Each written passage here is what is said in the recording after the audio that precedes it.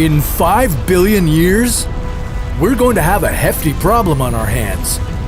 Well, only if we're still living on Earth at this point. Our sun will be on the brink of collapse.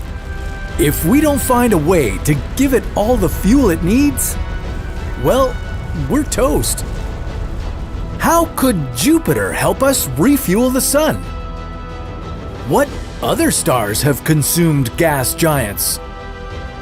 And what would life be like without Jupiter?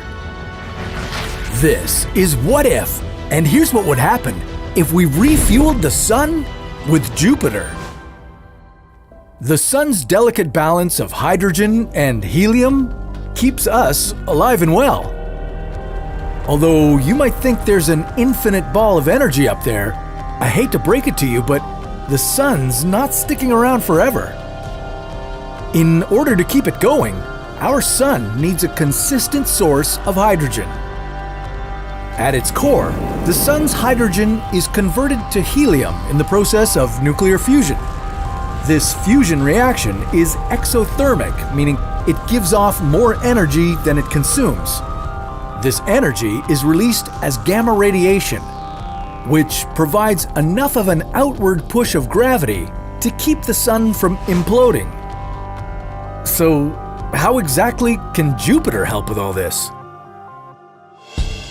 Well, about 90% of Jupiter's atmosphere is made of hydrogen.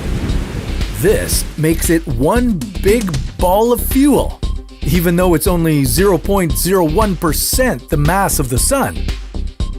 Astronomers have located a sun similar to ours that has been eating a Jupiter-like gas giant called WASP-12b. Good one, science. I hate wasps too. WASP-12b's atmosphere is being sucked up by its star, forming a hot ring of gas around it. As its atmosphere is pulled outward, this is making the planet puff up to 6 times the size of Jupiter. Our sun gobbles up hydrogen at a rate of 620 million metric tons per second.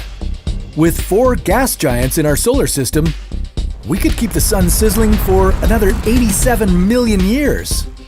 With Jupiter being the biggest, we'd probably want to start there. In order to pull this off, we'd need to set up Jupiter like WASP-12b, close enough to the sun to deliver a constant influx of hydrogen from its atmosphere. It would have to be just enough hydrogen so that no mass is added or lost from the sun. In other words, like a healthy diet and exercise with an occasional cheat day.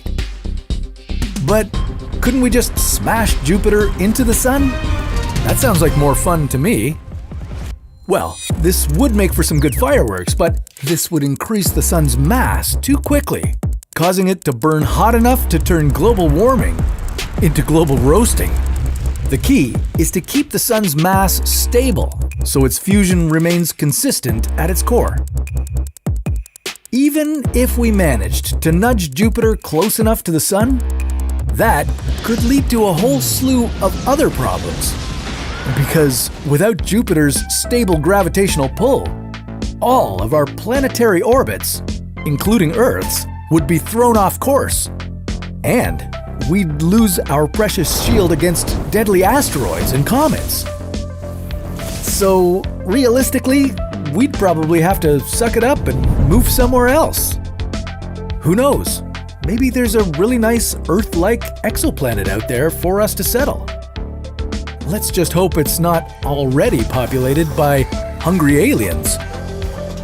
Whatever the scenario is, that's a story for another What If.